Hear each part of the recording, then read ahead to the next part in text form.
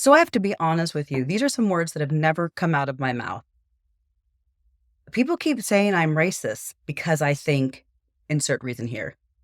I'm not racist because I think insert thought here. These words have never come out of my mouth ever. So if you are somebody who finds yourself defending your viewpoint by having a conversation that in some way incorporates the words, I'm not a racist, bigot, prejudiced, misogynist, whatever that people are saying I am, then I've got to be honest with you, you probably are, and you just don't want to admit it. Okay. If you're still watching this after I said that, right, dropped that bomb on you, I'm assuming that you are watching because you want to know how not to be that way. And I can just say, if you don't want to be racist, just don't be racist. And that sounds pretty good advice. But it's also very hard when people are conditioned from greater systemic issues to be prejudiced, misogynist, racist, whatever, bigoted, based on generation after generation of conditioning. And what it starts with, first of all, is removing empathy, removing understanding, removing being able to see yourself in somebody else. And part of the thing is that you don't have to be that way. You can try to be different, but that's going to entail educating yourself. And I'm going to give you some examples of how to do that. And I'm also going to give you some examples of things that when a person says this, these are considered racist comments. So let's start with the racist comments. Okay. So when somebody is against DEI or diversity programs and they don't even know why, it's very hard to be against something unless you fully understand the reasoning why it exists and the impact that it may or may not have, and not just take talking points from some right-wing conservative media outlet. But diversity programs are there because people of color and women couldn't get into higher education, or couldn't get into the workforce, or couldn't be hired, didn't have opportunities just 70 years ago, 60 years ago, 50 years ago. When people say everybody has the same opportunity, we don't have the same opportunity. If you're white and you're a man, you already are born into a situation that, whether it's your family or not, started when this country started. The white men started this country. There's nothing wrong with that. I'm not saying that's a bad thing. I'm just saying you have the benefit of all of those years of generations allowing your forefathers to build a system that works for you more than anybody else. Okay. So if that upsets you that I'm saying that, then you have a race issue.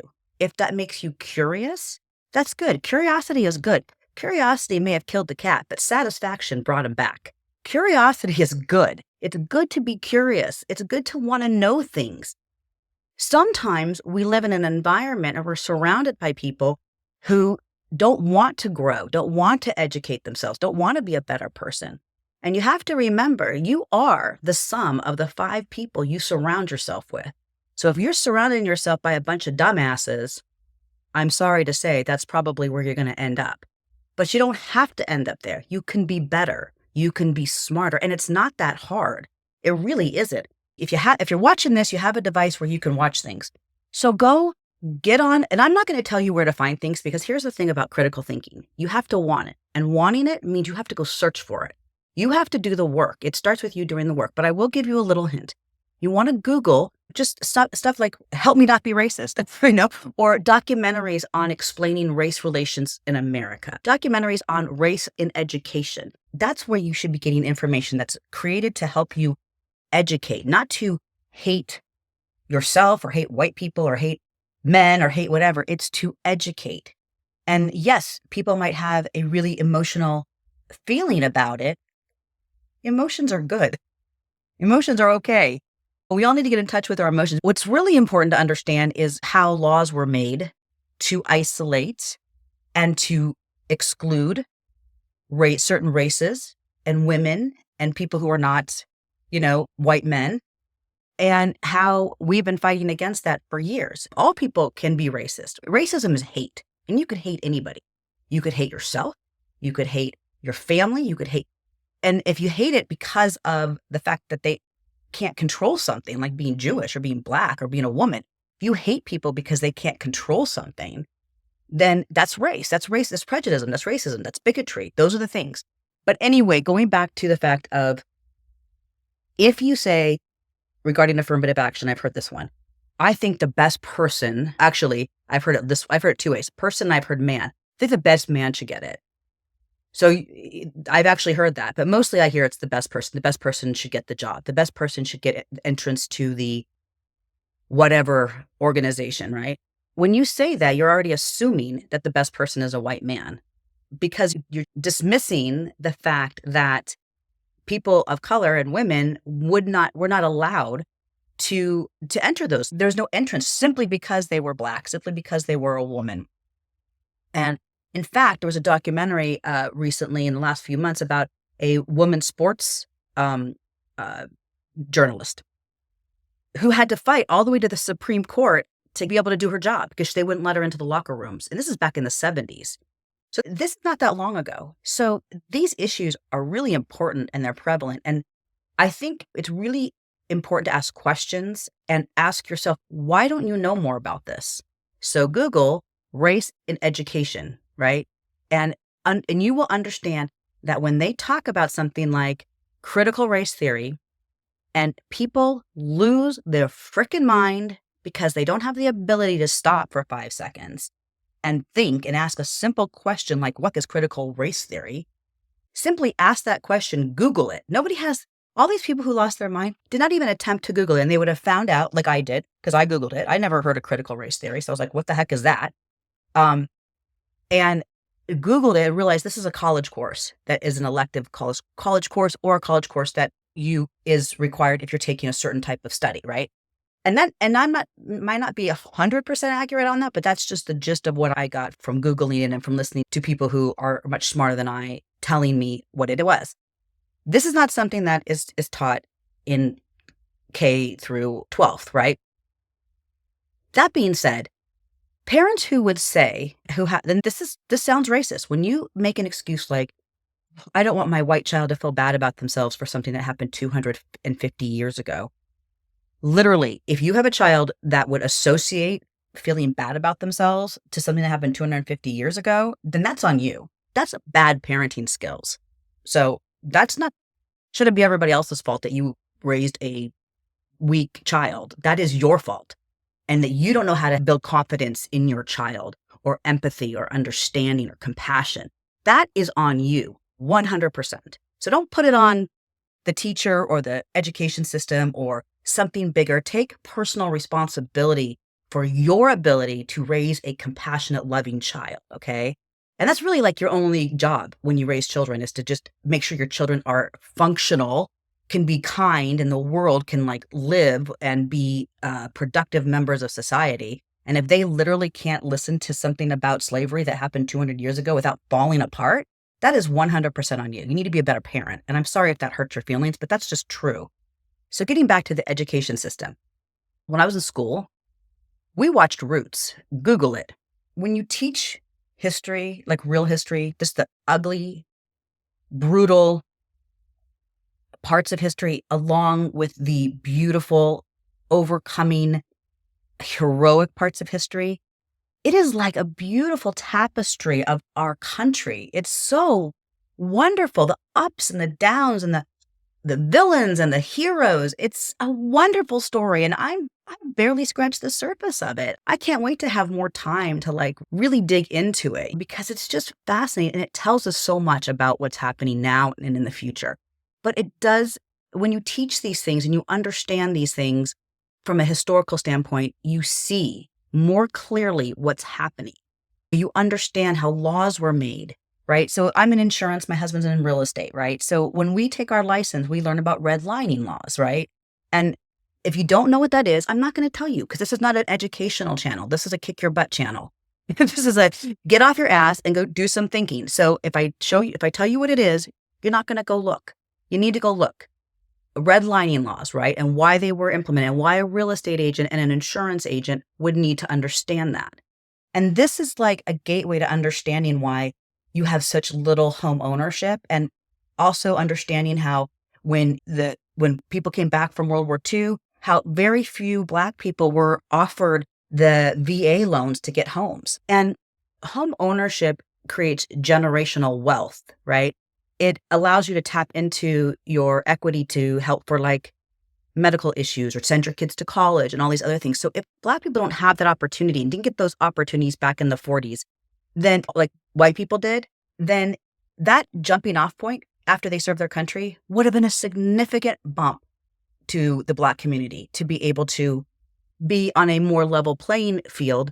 That and so people are not born into a level playing field. Our job as a country is to make sure that everybody gets a level playing field. They may not be born in one, but it's our job to make sure that everybody gets one. And that starts with education, 100%. And there's no reason why a school in a white neighborhood should get better books and better teachers and better education systems than a school that is in a Black community.